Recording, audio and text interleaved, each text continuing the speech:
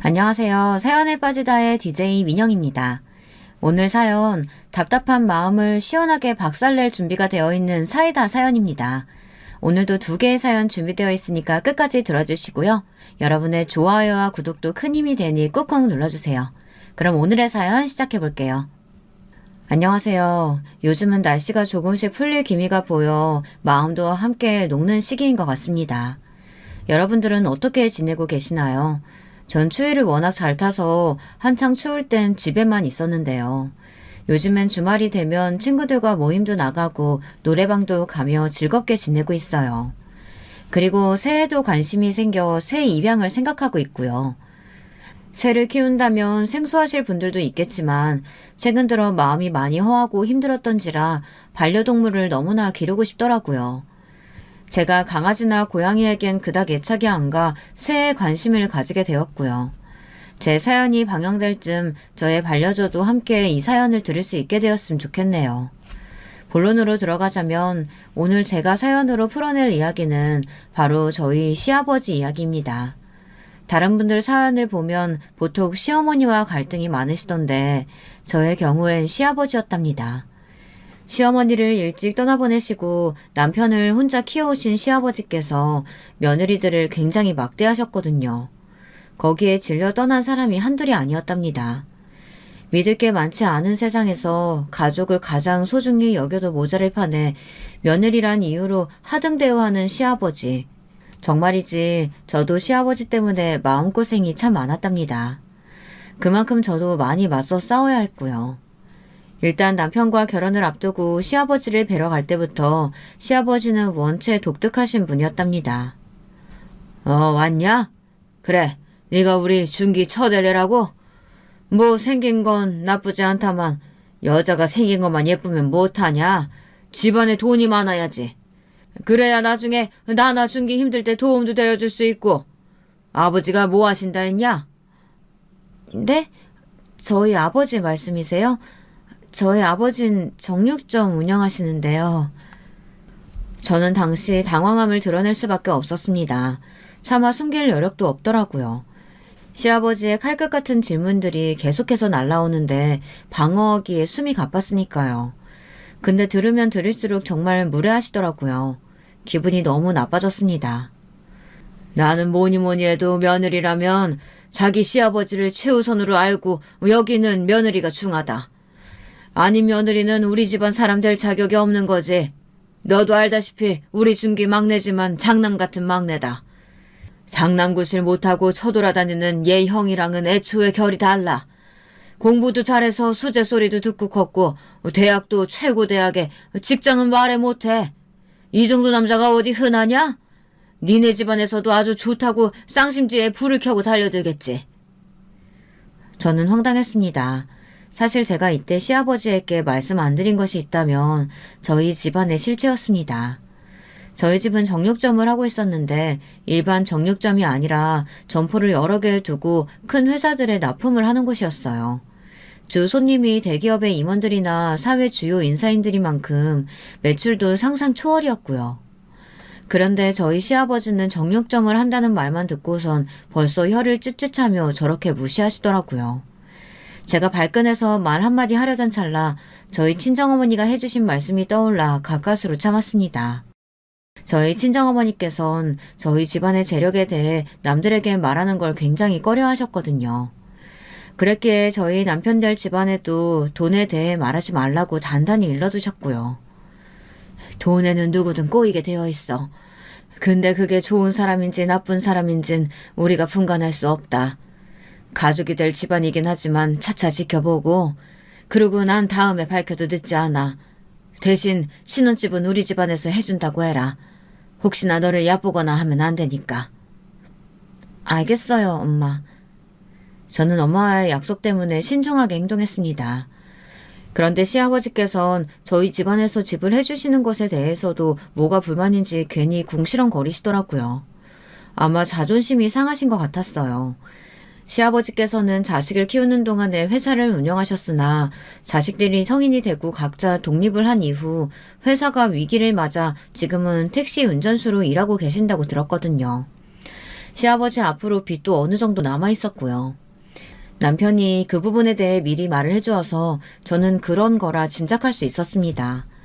시아버지는 제가 집을 해오는 거에 대해 남편 기죽이려고 무리해서 마련하는 거 아니냐며 빈정대더라고요. 저는 참다 못 들은 척 밥만 먹고 나왔고요. 시아버지를 만나고 나서는 생각이 많아졌습니다. 제 나이가 꽃다운 25이었으니 너무 많은 걱정과 염려가 들더라고요. 저런 시아버지와 함께 내가 살 수 있을까? 당장 함께 사는 건 아니더라도 언젠가 나이가 들면 내가 모셔야 할 일이 생길 수도 있을 텐데 머릿속이 뱅글뱅글 돌았습니다. 근데 이때 남편이 많이 결혼을 밀어붙였습니다. 남편은 당시엔 노총각이라고 볼 수 있었던 33살이었었는데요. 더 이상 저보다 좋은 여자 만날 수도 없고 제가 평생의 인연이라며 저 아니면 죽어도 안 된다고 하더라고요. 제발 내가 우리 아버지는 어떻게든 우리 결혼 생활에 방해 안 되도록 할게. 나는 당신이어야만 돼. 어? 내가 나이도 당신보다 많고 부족한 점도 많지만 노력할게. 저는 남편을 많이 사랑했습니다. 결혼 전 콩깍지가 씌인 것도 있었지만 남편은 정말이지 성실한 사람이었거든요. 자기 일에서도 그렇고 저에게도 다정히 대해주는 모습들이 저희 친정 아버지를 떠올리게 해서 무척 좋아 보였습니다. 남편은 변호사였는데 특히나 약한 사람들을 보호하기 위해 무료 변론도 자처하며 일을 하는 모습들이 제 이상형에 걸맞았습니다. 그래서 저는 그 남자를 선택해 결혼식까지 가게 되었죠. 다만 문제라면 시아버지가 결혼 후에도 계속해서 저희 생활에 간섭하려 들었다는 것이었습니다. 시아버지는 너무 외롭다며 처음부터 저희 신혼집을 자기 집과 가까운 곳으로 하길 원하셨는데요. 친정어머니가 막아주지 않으셨다면 아마 정말 그렇게 되었을 겁니다. 상상만 해도 소름이 끼치고요. 사돈, 얘네들도 자기들 신혼생활이라는 게 있는데 제가 딸 보고 자주 들리라고 할 테니 공간을 어느 정도 분리해서 사는 게 좋을 것 같아요. 들어보니 사위 직장도 제가 해주려는 집과 가깝다고 합디다. 친정어머니의 이 말씀이 아니었다면 시아버지께서 계속해서 우기셨을 거예요. 시아버지는 제가 일주일 중 주말은 자신의 집에서 지내길 바라셨고 식사도 챙겨드리길 바라셨습니다. 밑반찬도 이제는 나이 들어 못하겠다며 며느리가 해주길 바라더군요. 정말 다행스레 제 위에 형님이 밑반찬을 만들어드리는 역할을 해주고 계셔서 저에겐 그 짐이 조금은 덜어졌죠. 동서 걱정하지 마. 아휴, 우리 시아버지 성격 정말 예민하잖아. 내가 반찬 몇 가지는 우리 집 거 하면서 같이 만들 수 있으니까 동서는 신경 쓰지 마. 동서 요즘 가업 이어받느라 바쁘다며. 네, 형님. 사실 저도 돕고는 싶은데 정신이 없어서요. 죄송해요. 형님은 참 좋으신 분이었어요. 이 집안의 장남이신 아주버님은 매일 사업만 벌리고 밖으로 돌아치는 분이었는데 그에 반해 형님은 야무지고 실속도 있는 분이었죠. 성격도 사근사근하니 좋으셨고요. 어쨌든 전 그런 형님 덕분에 몇 번을 그렇게 스리슬쩍 넘어가긴 했습니다. 당시 저희 친정아버지가 이제는 슬슬 저와 남동생에게 후계자 작업을 시작하고 싶으시다면서 일을 가르쳐주고 계셨거든요. 매일매일이 정신이 없었는데 어떻게 시아버지 드실 반찬까지 매일 만들어 갖다 드릴 수 있을까요? 해와라 해도 못하겠다고 했을 판에 형님이 계셔 다행이었습니다. 근데 시아버지는 그것이 못마땅하신지 언젠가는 명절날 저를 불러 이렇게 말씀하시더라고요. 그날은 제가 명절날 친정으로 가야 할 날이었는데 계속 심부름을 시키면서 시간을 지연시키는 것이었어요. 아버님, 저 이제 친정 식구들이 기다려서 가봐야 해요. 잠깐만. 이것 좀 도와주고 가. 설거지 저거 네 형님 보고 다 하라고 할 테냐? 같이 해야 빨리 끝나지. 맞다. 깜빡할 뻔했네. 변기 청소도 좀 해주고. 내가 허리가 아파서 다 못하니까 온 김에 그것도 같이 해주고 가라. 처음엔 정말 깜빡하신 줄 알고 순순히 심부름을 해드렸어요. 시아버지께서 계속 허리가 불편하시다고 토로하셨거든요. 근데 가만 보니 시아버지는 말과는 달리 너무 잘 움직이고 계셨고 특히 입은 더욱 그랬습니다. 변기 청소를 하고 나서 이제는 진짜 가봐야 할 것 같아 짐을 챙기고 있으니 갑자기 중히 하실 말씀이 있다는 겁니다. 무슨 말씀이신데요? 당시만 해도 제가 참 순진했습니다. 형님은 이미 상황을 파악하신지라 저를 안쓰럽게 쳐다보고 계셨는데도요. 네가 우리 준기 밥 잘 차려주고 있는지 내가 체크를 좀 해봐야겠다 싶다. 앞으로는 밥 뭐뭐 차렸는지 반찬이랑 해서 노트에 써놓고 나한테 허락을 받아라. 마치 가계부를 써오라는 것과 똑같은 것이었어요. 무슨 나무를 했는지 무슨 전을 했는지 이런 걸 하나하나 써오라뇨. 그것도 일주일에 한 번 시댁에 들러 허락을 받고 가라더군요. 저는 이때 더 어이가 없었던 것이 남편은 분명 자기가 잘할 때 시아버지가 워낙 바쁘셔서 가정부 아주머니가 거의 대부분 요리를 해주셨는데 시아버지는 분명 신경도 안 쓰셨다고 했거든요. 우리 아버지야 뭐 내가 뭘 먹고 있든 뭘 하고 싶어 하든 그냥 공부 성적만 신경 썼지. 뭐 본인 일만 관심 있었고 자식들은 늘 뒷전이었어. 형이 밖으로 돌아칠만 해. 그랬어? 그래서 나는 자기 가족이 화목해 보이는 게 참 보기 좋았어. 남편은 이 부분에서 약간의 트라우마까지 있었습니다. 남편은 어머니를 일찍 잃어버리고 가정에서 충분한 사랑을 받지 못하고 자란 사람이었습니다. 그래서 어머니가 있는 친구들이 그렇게 부러웠고 그런 가정에서 자라고 싶었다고 입버릇처럼 말하는 사람이었죠. 근데 시아버지가 이제 와서 그런 걸 일일이 신경 쓰시니 어이가 없더군요. 저는 남편에게 들은 티는 내지 않았지만 그럼에도 제가 시아버지의 요구사항은 들어드리기 힘들다고 말했습니다. 꽤 분명한 태도로 말했어요. 그렇지 않는다면 시아버지는 그 다음에 또 더 심하게 저에게 압박을 가해올 것이고 자기 방식대로 멋대로 굴려고 하실 테니까요. 하지만 이것이 패착이었습니다. 시아버지가 난리가 난 겁니다. 저 같은 며느리는 처음 본다더니 어디서 바락바락 시아버지에게 대들 수 있느냐고 말이에요. 아니, 내가 내 아들 밥 뭐 먹는지 알아야겠다는데 며느리란 게 그것도 못해요? 네가 그러고도 며느리냐? 사람이야? 너는 나한테 안부 물어오는 것도 제대로 못하고 네 형님 다 시키면서 이제 이 조그만 것도 하나 못한다고 해? 어디서 뻣뻣이 굴고 있어? 네가 네 시아버지를 만만히 보는 게지? 집해왔다고 지금 너, 나나 우리 아들 얕보고 있는 거지? 아버님 그만하세요. 동서가 그런 의미에서 한 말이 아니고요. 조용히 해. 옛말에 암탉이 울면 집안이 망한다더니 이 말이 딱 맞구만. 전년 때문에 둘째내는 망하게 생겼어. 아이고 내가 쟤를 어찌 키웠는데. 이 말을 듣는데 시어머니보다 홀 시아버지가 더 무섭다는 말이 절로 실감되었습니다. 시아버지는 이웃집에서 민원이 들어올 정도로 버럭버럭 소리를 질렀고 그러다 이윽고 옆에 있던 접시 하나를 집어들더니 바닥으로 내던지셨습니다. 하마터면 그 접시 조각에 맞아 형님도 저도 다칠 뻔했습니다. 아버님, 아무리 며느리들이 마음에 안 드신다고 해도 어떻게 접시를 던질 생각을 하세요? 맞았으면 저나 형님이나 크게 다칠 뻔했잖아요. 지금 손주도 있는데. 그런데 제 말에 엄한 것으로 불똥이 튀고 말았습니다. 차라리 타겟이 저였다면 나았을 겁니다. 시아버지가 저를 노려보시더니 그대로 형님에게 다가가 손을 들어 뺨을 쫙 때리시는 겁니다. 너무 놀라 형님에게 다가갔는데 형님은 익숙한 일이라는 듯 손으로 뺨을 쓱 문지르더군요. 아주버님과 남편도 이제야 정신을 차렸는지 시아버지를 말리고 나섰습니다. 아들들이 나서 시아버지를 안방으로 끌고 가자 그제야 집안이 조용해졌습니다. 하지만 형님은 부어오른 뺨 위로 눈물을 흘리셨고 쓱쓱 닦으시더니 홀로 애를 데리고 밖으로 나가셨어요. 제가 괜히 너무 미안하고 죄스러운 마음이 들더라고요. 전 정신없이 형님을 찾아 나갔습니다. 한참 찾아도 형님이 보이지 않자 더 걱정되는 마음에 나중엔 남편까지 동원되었고요. 두어 시간 정도 지났을 때쯤 남편이 형님을 찾았어요. 형님은 골목에 후미진 구석 벤치에 앉아 울고 있었습니다. 형님을 따라 함께 우는 아이가 있었고요. 그리고 전 거기서 더 경악스러운 사실을 알게 되었죠.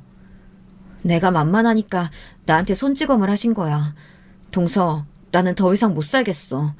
사실 시아버지가 이렇게 나 때린 거 한두 번도 아니야. 네? 그럼 이전에도 이러셨다는 거예요? 반찬이 맛없으면 맛없다고 본인 첫째 아들이 말을 안 들으면 안 듣는 대로 나한테 화풀이를 하시더라고. 내가 본인 집 청소해주고 반찬까지 해주며 식모 노릇을 하는데 말이야. 나도 더는 지쳐서 못 해먹겠어. 내가 결혼을 한 건지 누구 식모를 하려고 들어온 건지 모르겠다고. 흐느끼며 말씀하시는 형님의 말에 저는 상당히 충격을 받았습니다. 형님이 고통받고 있다는 걸 눈치는 채고 있었지만 이 정도일 줄은 몰랐습니다. 저는 시아버지에게 더 큰 분노를 느꼈고 이대로 가선 안 된다고 생각했어요. 형님에게도 앞으로 시댁과 연을 끊고 살라고 시아버지께도 찾아가지 말라고 말씀드렸고요. 그런데 형님은 그보다 더 큰 결정을 이미 내리셨더라고요. 동서, 나는 이혼할 생각이야. 미안해. 저런 시아버지 동서한테 맡기고 가는 것 같아서. 근데 나는 도저히 못 견디겠어. 남편이라곤 믿을 구석 하나 없는 인간이고 모든 게 다 지긋지긋해. 형님은 정말 이미 해탈하신 눈치였습니다. 그렇게 형님은 아주버님과 신속하게 갈라지셨고 그날 이후 저는 형님을 볼 수 없었습니다. 형님이 그저 잘 지내시길 바라고 있을 뿐이었고 남편에게 간간히 형님의 소식을 들었죠. 그러던 어느 날 대형 사건이 터지고 말았습니다. 저희 아이가 3살쯤 되었을 때였습니다. 형님이 이혼하시고 나서 시아버지는 형님을 욕하시다가도 저까지 나가실까 걱정되었는지 그 이후로는 조금 성질을 죽이고 지내셨어요. 그래서 제가 딸을 낳았을 때도 마음에 안 드신 기색이었지만 말씀을 아끼더라고요. 저는 항상 시아버지가 언제 터질지 모르는 시한폭탄처럼 느껴졌기 때문에 그나마 그 시기엔 마음을 놓고 지내고 있었죠. 근데 저희 친정 사업을 이어받고 바쁘게 지내던 시기에 저희 남편이 사고를 치고 말았습니다. 그것도 아주 대차게 말입니다. 남편이 변호사로 일하고 있다 말씀드렸잖아요. 남편은 스트레스가 심했습니다. 변호사라고 해서 돈을 다 잘 버는 것이 아닌데 일한 만큼 수익이 안 나와 몇 년 내내 고전을 면치 못했거든요. 저는 남편을 최대한 위로했지만 남편은 언젠가부터 야근을 하는 날이 많아졌고 어느 날부터는 아예 집에 들어오질 않았어요. 도대체 남편에게 어떤 일이 있는 걸까 아내로서 걱정이 될 수밖에 없었죠. 그래서 어느 날 저와 남동생이 함께 남편의 사무실로 향하게 되었어요.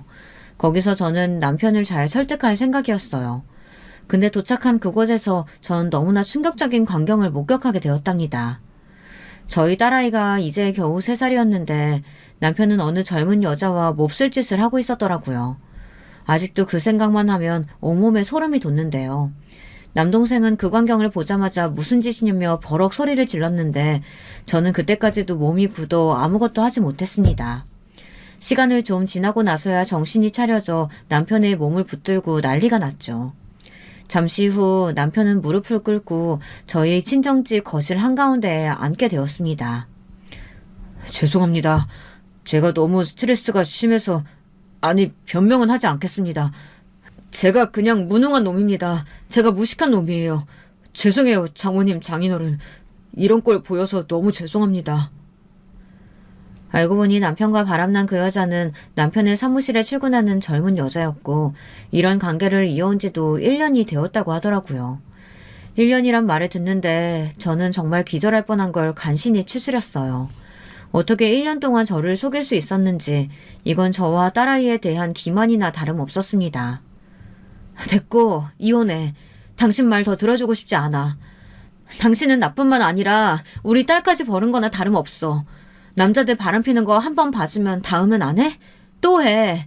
그 짐승 같은 짓 또 한다고. 난 그러고 싶지 않아. 그냥 깔끔하게 이혼해. 갈라서. 애는 내가 키울 거야. 애 볼 생각 추호도 하지 마. 저희 친정어머니와 아버지도 당시에 화가 많이 나셨고 동생은 말할 것도 없었어요. 제가 시아버지에게 무슨 일을 당하고 살았는지 알기에 다들 남편에게 더 큰 배신감을 느꼈죠. 물론 그 아무도 저만큼은 아닐 겁니다. 저는 그 사람의 아내였으니까요. 이혼 소송을 진행할 것도 없이 저희는 아이를 위해 빠르게 헤어지기로 했어요. 하루라도 빨리 진행되어야 마음이 편해질 것 같았어요. 그런데 신의 장난인지 믿기지 않는 일이 일어난 거예요. 제 배에 둘째가 들어선 겁니다. 딸애는 마냥 좋아했지만 전 그럴 수가 없었습니다. 결국 저는 한참 고민을 하다 남편을 받아주게 되었습니다. 어쩔 수 없었어요. 아이가 배에 들어선 이상 일단은 이혼을 보류하기로 마음먹었어요. 남편의 진심 어린 사과도 한몫했습니다. 남편은 결혼 전의 모습을 되찾겠다며 저에게 몇 번이고 다짐했어요. 그렇게 저는 다시 남편과 재결합을 했습니다. 그러던 중 여기서 시아버지와 더불어 제 인생에 새로운 걸림돌이 또 들어오기 시작했는데요. 바로 아주버님이 들여오신 새 형님이었습니다. 새 형님은 전 형님과 달리 딱 봐도 인상이 좋지 않았습니다. 차분하고 동정심 많고 실속 있었던 형님과는 달리 사치도 심했고 자기 주장도 강한 편이라 속갯말을 곧잘 내뱉곤 했어요. 그런데 문제는 시아버지가 형님을 너무나 좋아했다는 겁니다. 형님은 자신의 친정집안 사람들이 모두 의사였고 집안에 돈이 많다는 걸 시아버지에게 어필하곤 했거든요. 형님은 결혼 경력만 3번이셨지만 그것 또한 시아버지에겐 큰 흠이 되지 않았습니다. 형님은 시아버지에게 매달 용돈을 두둑히 드렸고 갖고 싶다는 건 뭐든 사드렸어요. 첫 인사를 하러 온 날 세상에 시아버지를 위한 명품 시계를 사왔더라고요. 억소리 나는 가격의 시계를 말입니다. 시아버지는 이미 그것에 홀랑 넘어가 버리셨고요. 아이고, 우리 새아가는 정말 인품이 남다르구나. 전에 아이는 영 인품이 별로였거든. 인품이라고 할 것도 없지. 인간이 덜 돼서 나한테 소리나 버럭버럭 질러댔으니까 말이야. 하여튼 네가 오니 내 마음이 다 편하다. 우리 집안 큰며느리만큼 집안 기강도 잘 잡고 하렴. 작은 애가 영 제멋대로라서 말이야. 어머, 아버님 그러셨어요? 저도 이희한테 전 와이프 얘기 듣긴 했어요. 아버님께 그렇게 못되게 굴었다고 하더라고요. 저는 어른들 잘못이요. 집안에 어른들이 많아서 워낙에 예절이나 그런 게 몸에 배어있거든요. 어찌됐든 제가 큰며느리니까 아버님 신경 많이 써드릴게요. 동서도 잘 가르치고요. 아버님 또 뭐 필요하신 거 없으세요? 있으시면 말씀하세요. 꼭. 그래, 그럼아. 아유, 사돈 집안에 여유가 많아서 그런지 사회성부터가 남다르네 남달라. 곱게 살아온 티가 난다. 시아버지는 형님이 온실 속에 화초 같다면서 똑 부러지고 강단 있다며 무척이나 칭찬 일색이었습니다. 내내 허허실실 웃으면서 형님의 장점만을 말씀하시는데 나중엔 듣고 있기 괴로울 지경이 되었죠. 얼른 그 자리를 벗어나고 싶었달까요. 거기다 저까지 들먹여가며 제 교육을 잘 시키라느니 뭐라느니 그런 말들은 정말이지 기분 나빴습니다. 맞장구치는 형님이란 여자도 그렇고요. 듣기론 형님은 직업도 딱히 없었고 의사 집안에서 자란 거 빼고는 자기 부모님이 주는 용돈으로만 살아온 여자였습니다. 능력 없이 물려받은 재산으로 결혼과 이혼만 반복하며 살아온 여자였죠. 그럼에도 얼마나 사치스럽고 허영심이 심한지 명절날만 되면 자기가 산 명품백 외제차 이야기에 열을 올렸어요. 아주버님은 그런 형님을 거의 공주처럼 받들어 모셨고요. 형님의 손에 과도라도 들리면 손댄다고 자기가 하겠다고 난리였습니다. 전에 있었던 형님께 진즉 그렇게 해주지 돈 앞에서 저러고 궁상 떠는 걸 보니 사람이 참 얄팍해 보이더라고요. 전 형님에게는 자기 먹을 과일 깎아라 밥 지어라 별의별 유난을 다 떠셨거든요. 게다가 형님은 저에게도 못되게 굴었습니다. 어느 날은 아버님 생신이 다가온다는 핑계로 저를 카페로 불러내더라고요. 동서, 아버님이 이번 생신 땐 호텔에서 하고 싶다시네. 우리가 살 테니까 동선에는 그냥 선물이나 준비해. 네? 고마워할 필요 없어. 동선에 없이 사는 거 다 아는데 동선에 친정 정육점 한다며? 사방님도 변호사라 돈 좀 만질 줄 알았더니 겉만 번지르르 하고. 동서도 참 복 없다. 아무튼 걱정하지 말고 적정선에서 선물이나 준비해와. 나머진 내가 다 알아서 할 테니까. 그럼 나 가본다? 잠깐만요, 형님. 그 순간만큼은 참을 수가 없더군요. 형님이 그간 시아버지 옆에서 온갖 알랑방귀를 끼어가며 저를 부려먹은 것은 그렇다 치고 이젠 대놓고 저희 친정 욕이라니 선을 넘었다 싶었습니다. 형님, 제가 전부터 말씀드리고 싶었는데 자꾸 돈 가지고 사람 얕잡아보고 무시하는 거 그거 그만두실 수 없어요? 정말 꼴사나워요. 사람 기분 한순간에 잡친다고요. 그거 모르고 하시는 것도 아닌 것 같은데 도대체 왜 그러시는 거예요? 저희 딸애도 안 할 행동이에요. 뭐야? 지금 누가 누굴 가르치려 드는 거야? 진짜 어이가 없어서.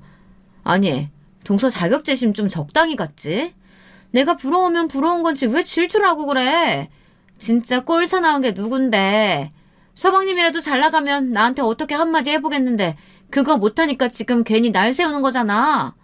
까놓고 말해서 동서네가 호텔 요리값 부담할 수 있겠어? 그게 얼만 줄 알고. 아버님 숙소까지 잡아드려야 하는데 하루에 100만 원 하는 돈을 부담할 수 있겠냐고. 자격지심이요? 제가 형님한테요? 형님, 도저히 유치해서 말이 안 통하네요. 괜히 말씀드렸어요. 오늘 대화 없던 거로 하죠. 웃기고 있네. 동서, 내가 충고 하나 하겠는데 앞으로는 주제를 알아, 주제를.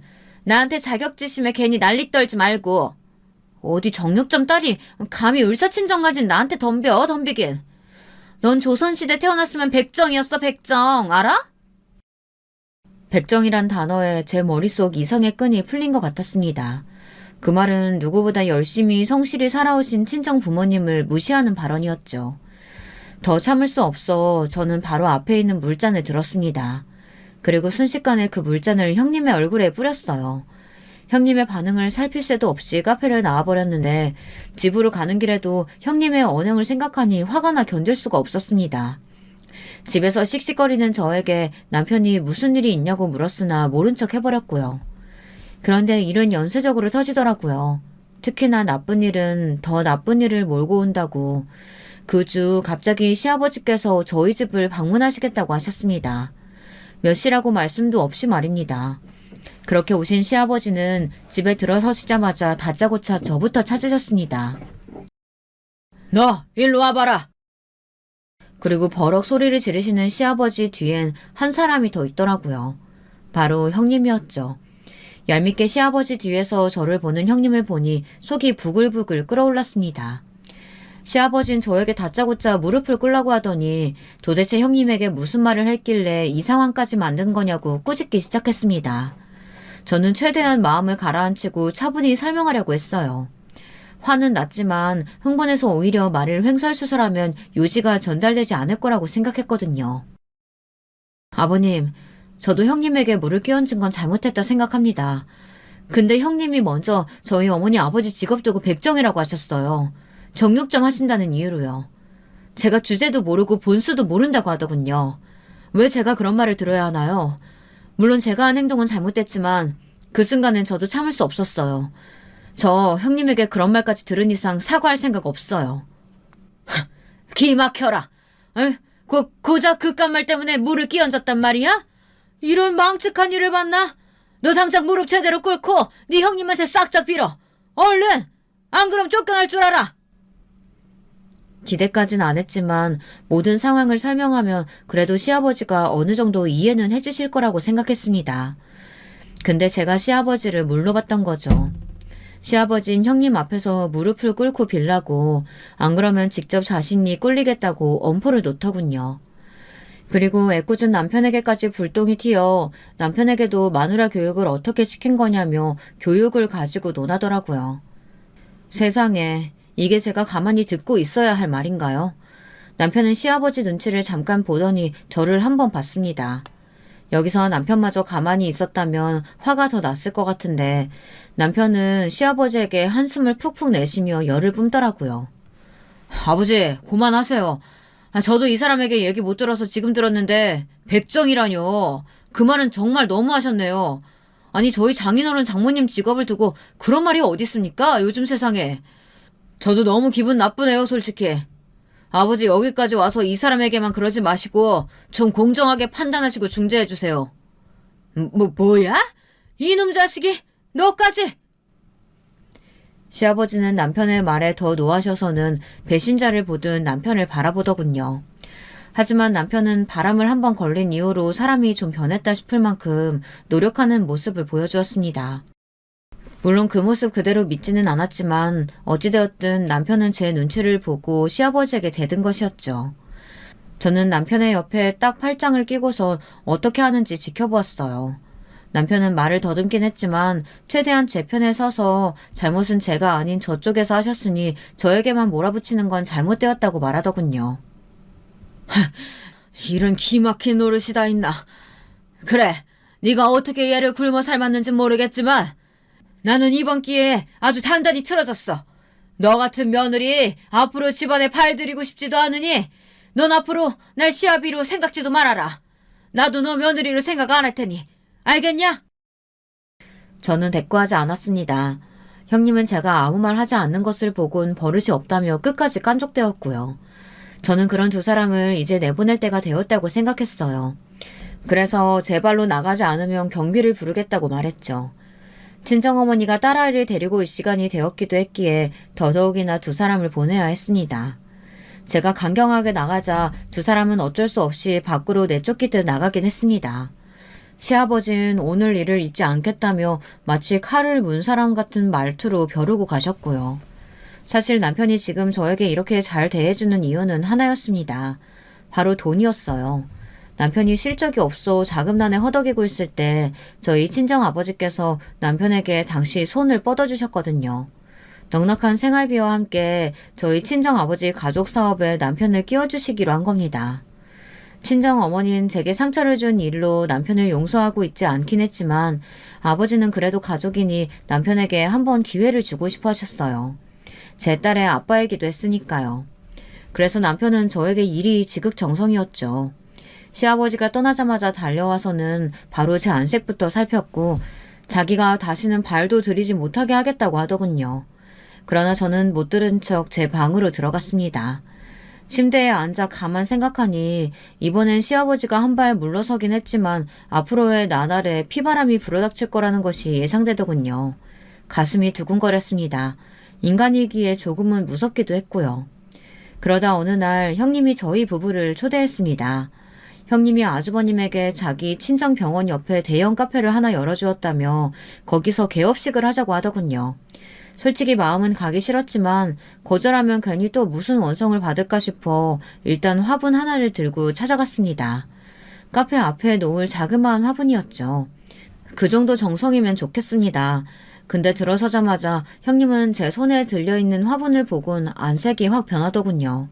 설마 이까짓 걸 선물로 준비하냐는 표정이었어요. 동서, 아니 뭐 현금이라도 준비해올 줄 알았는데 저번에 시아버지한테 혼나고 정신 아직 못 차려졌나 봐?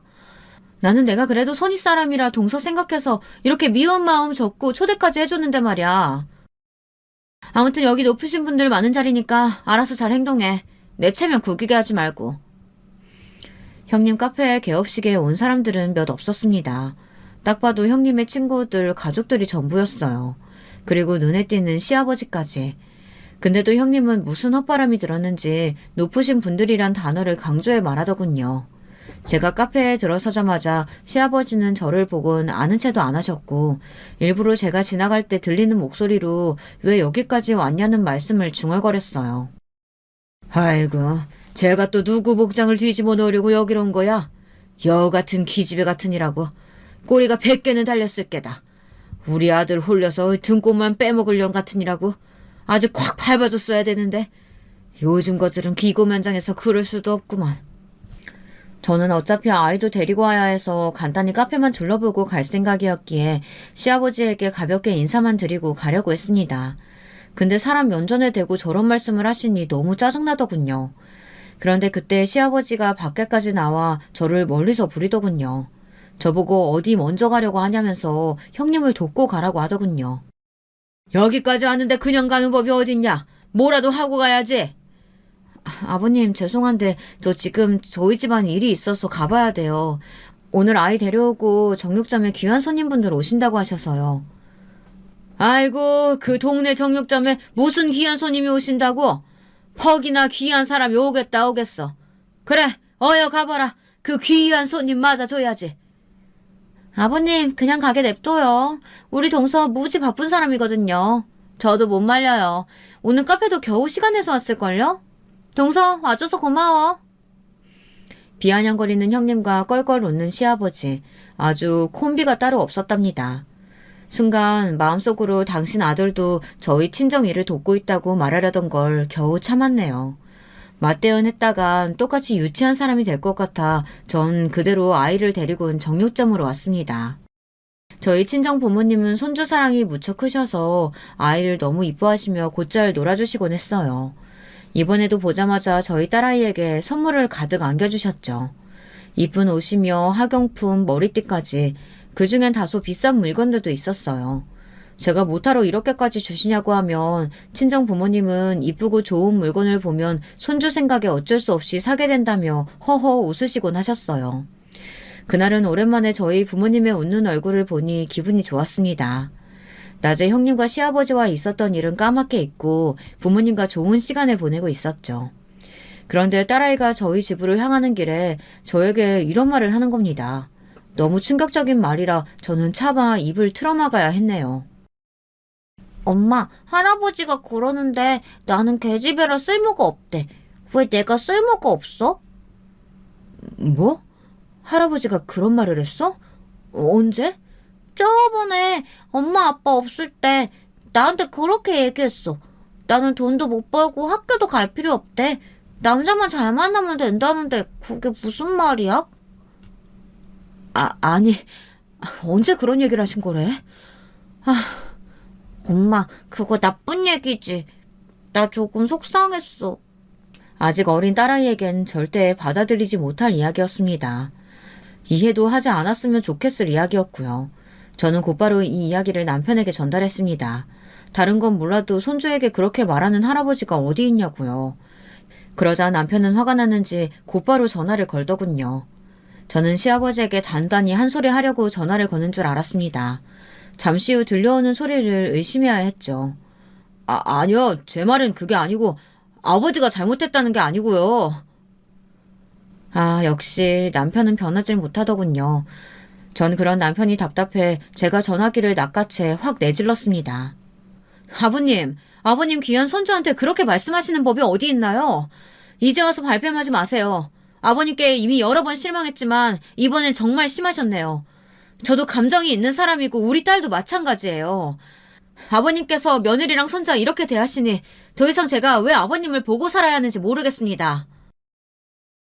그 뒤 무어라 하는 말소리가 들려왔지만 전 더 듣지 않고 끊어버렸습니다. 대차게 끊고 나서야 남편을 노려보고는 홀로 집 밖을 나왔습니다. 이 순간 누구라도 만나 속을 풀고 싶기에 친구들을 불렀어요. 제 친구들은 고등학교 때부터 이어져 온 인연이라 굉장히 끈끈한 사이였는데요. 역시나 제 이야기를 듣고는 다들 기함하더라고요. 저는 너무 속상해서 친구들 앞에서 엉엉 울며 속사정을 토로했습니다. 그런데 그중 남자인 친구가 저에게 이런 말을 해주는 겁니다. 야, 시아버지 싫으면 아예 연 끊고 살아. 그런 시아버지가 언제까지 두고 보면 살 건데. 그러다 속병 나, 화병 나서 뒤집어진다고. 내 주변에도 이미 몇 있어. 나중에 후회하지 말고 연 끊고 살아. 듣고 보니 이 말도 맞다 싶었어요. 그리고 다음 명절날이 되면 꼭 그렇게 말해주리라 다짐했습니다. 그 전에 무슨 일이 일어날진 상상도 하지 못한 채로요. 형님은 아주버님과 카페를 개업하고 나서 매일매일 저에게 문자를 보냈습니다. 궁금하지도 않은 문자들이었어요. 카페 안 사람들이 웃고 있는 사진이라든지 자신이 일하는 모습 같은 그런 사진들을 보내며 동서 부럽지? 부러우면 동서도 카페 하나 해. 내가 싼 이자로 대출해 줄게. 이런 문자를 적어 보냈습니다. 얄미운 짓도 참 잘했어요. 저는 궁금하지 않으니 더 이상 문자 보내지 말라는 말을 적어 답장을 했어요. 형님 잘 돼서 기쁜데요. 이제 문자는 그만 보내주세요. 그러자 형님은 제가 셈이 많아 큰일이라며 저를 두고 마구 소갯말을 쏟아내더라고요. 동서 생각만 하면 내가 짠해 죽겠어. 희영이 옷은 잘 입혀 보내고 있는 거야? 요즘은 교육도 중요하니까 학원 꼭 좋은 곳으로 보내고 동서가 일을 안 하면 그런 거라도 잘해야 사람 노릇하는 거야. 형님, 저 일해요. 저희 친정집 일이요. 맞다. 정육집 하지? 그걸 일이라고 치는지 몰랐네. 그리고 나 아버님이랑 제주도 가기로 했거든? 아버님이 제주도 가보고 싶다고 하셔서 모시고 가기로 했는데 동서도 같이 와. 티켓 끊어줄게. 제주도 가봤어? 못 가봤을 거 아니야. 형님은 정말 가고 싶지 않은 제주도 여행을 제안했습니다. 저는 당시 친정집 일도 많았고 사업에 한창 매진 중이라 괜찮다고 거절했어요. 가서 스트레스만 받을 게 뻔한데 제가 못하러 가겠어요. 그런데 명절 대신에 가는 여행인데 왜 오지 않는 거냐며 시아버지께서 전화가 오셨더라고요. 직접 행차하지 않으신 게 다행이었습니다. 제가 일이 바쁘다고 했더니 역정 내기도 이제 힘들다며 전화를 끊어버리시더라고요. 하지만 여기서 참 어처구니 없는 것은 남편이 딸을 데리고 제주도 여행을 가면 안 되겠냐고 말한 겁니다. 남편은 우리 딸이 지금껏 여행을 제대로 가보지 못해 아쉬워하고 있다며 딸이 먼저 같이 가고 싶다고 말했다 하더라고요. 우리 희영이가 그런 말을 했다고? 그래, 애가 먼저 말한 거야. 내가 뭐 제주도 가고 싶어 그랬겠어? 아니야. 나도 우리 아버지 모시는 거 피곤해. 내가 직접 물어볼게. 남편 말은 못 믿겠어서 딸에게 물었어요. 그랬더니 딸은 정말 가고 싶다며 할아버지랑 친해지고 싶다는 의사를 전해오더라고요. 자신에게 나쁜 말 한 걸 어렴풋이 인지하면서도 할아버지와 친해지고 싶어 하던 딸의 마음이 참 안쓰럽게 느껴지며 한편으론 마음속에 시아버지에 대한 분노도 일었습니다. 엄마, 같이 가면 안 돼? 나도 가고 싶어. 제주도. 다른 친구들은 다 가봤단 말이야. 딸은 매일매일 졸라댔어요. 결국 저는 딸의 재촉에 못 이겨 함께 제주도 여행을 가게 되었고요. 3박 4일의 일정이었는데 간단히 요약해 말하자면 지옥과도 같은 여정이었습니다. 형님은 자기 캐리어조차 들고 다니지 않으려 했고 그걸 은근히 저에게 맡겼고요. 또 제가 입고 온 옷이나 신발을 보며 비웃기 바빴고요. 시아버지는 저를 보자마자 혀부터 쯧쯧 차면서 바쁘지도 않은 네가 뭐가 바쁘다고 튕기고 앉았어. 네 돈으로 가는 것도 아니면서 말이야. 네 형님 잘 받들어 모셔라. 얘가 너 여행도 보내주지 않냐? 참고로 숙박비는 내가 내는 거다. 아, 네. 그래요? 제가 내도 되는 숙박비나 항공비를 굳이 자신들이 하겠다며 먼저 예매했기에 저에겐 애초에 선택권이 없었습니다. 근데 저렇게 생색을 내더라고요. 여행 내내 말입니다. 자신이 내는 돈으로 호강을 하고 있으니 얼마나 좋냐면서요. 거기에 대꾸하고 싶었지만 여행 내내 너무 피곤했던지라 저는 누워있을 자리만 있으면 쓰러져 자기 바빴습니다. 이상하게 여행 다녀온 뒤로 더 몸이 안 좋아졌어요. 원래 여행 가기 전에도 사업으로 바빠 몸을 잘 챙기지 못했긴 했지만 여행에서 너무 스트레스를 많이 받아서인지 아무리 많이 자도 피곤하고 졸리더라고요. 나중엔 일을 하면서도 집중력이 확 떨어지는 게 느껴졌습니다. 그러던 어느 날 도저히 안 되겠다 싶어 친정엄마에게 말하니 엄마가 좋은 한의원을 알려주셨습니다. 거기 선생님께 말씀드려 놓을 테니까 꼭 지어 먹어. 알았지? 알겠어요, 엄마. 이상하게 요즘 너무 피곤하네. 너가 너무 무리해서 그래. 아이고, 약 먹고 몇 달 그냥 푹 쉬어라. 친정엄마의 따뜻한 말을 들으니 조금 힘이 나고 기운도 차려졌습니다. 그 힘으로 한의원 가서 침도 맞고 선생님의 조언도 들으며 약을 지어 먹었죠. 큰 효과는 없었지만 보약을 먹으면서 입맛도 다시 살아나고 잠도 푹 자게 되더라고요. 그것만 해도 만족이었어요. 근데 문제는 바로 그 다음 날이었죠. 다음 날 엄청난 대형 사건이 터지고 말았습니다. 그 일로 저는 시아버지와 대판 갈라서게 되었고요. 이때 남편의 의외의 대처를 볼 수 있기도 했어요.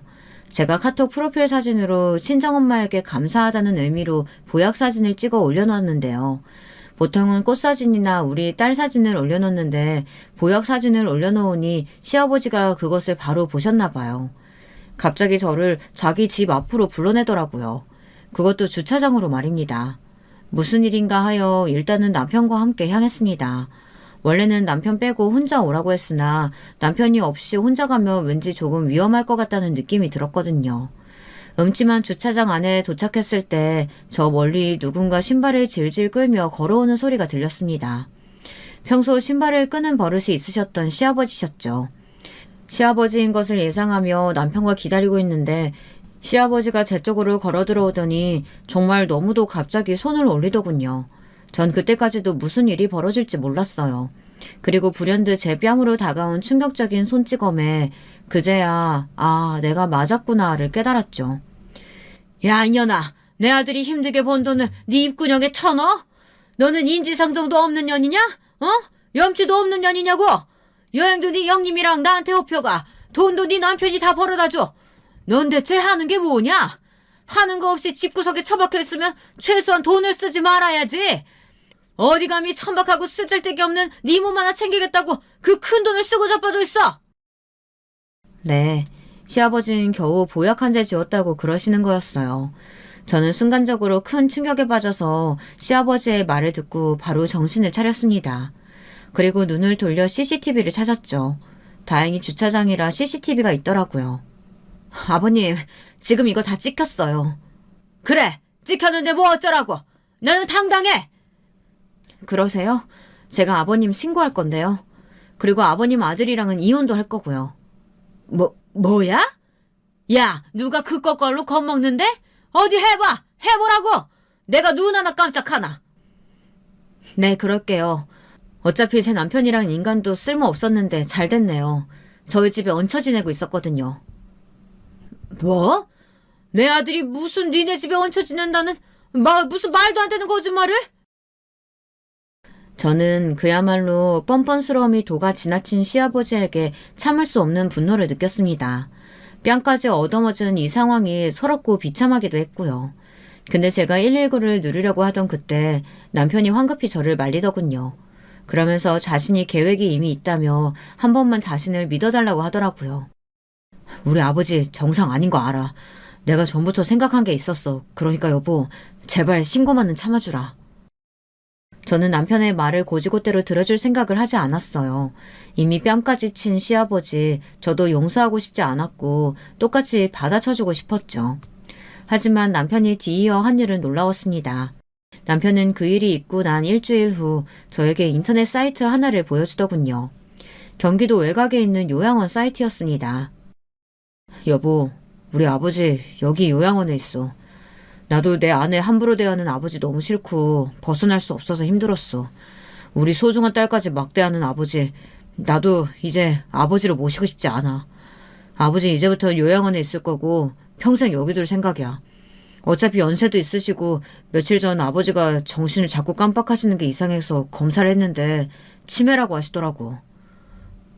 뭐? 치매라고? 남편은 조용히 고개를 끄덕였습니다. 저도 미처 몰랐던 사실인데 남편은 시아버지를 보며 상태가 이상하다고 느꼈고 병원에 직접 데려갔다고 합니다. 치매란 사실을 안 지 얼마 안 되었다고요. 언젠가 저한테 이야기하려고 했는데 하필 주차장에 간 그날 그 일이 터지는 바람에 지금 말하게 된 거라고요. 그리고 아버진 절대 당신이 허락하지 않는 한 보러 가지 않을 생각이야. 난 당신밖에 없어. 알잖아. 내가 당신 집안 도움으로 이렇게 잘 살고 있는데. 남편이 말끝을 흐렸습니다. 남편이 무엇이 두려워 그런 행동까지 했는지는 알 수 있었어요. 또 남편은 전적으로 저와 친정의 편이라고 바뀐 자신을 믿어달라 하더군요. 다음날 저는 시아버지가 있는 요양원을 찾아갔어요. 가족이라는 이름으로 시아버지를 뵈러 찾아간 건데 기분이 묘하더라고요. 시아버진 저를 보자마자 오열하며 처음으로 제 앞에서 빌기 시작했습니다. 내가 너무했다. 내가 너무했어. 그치?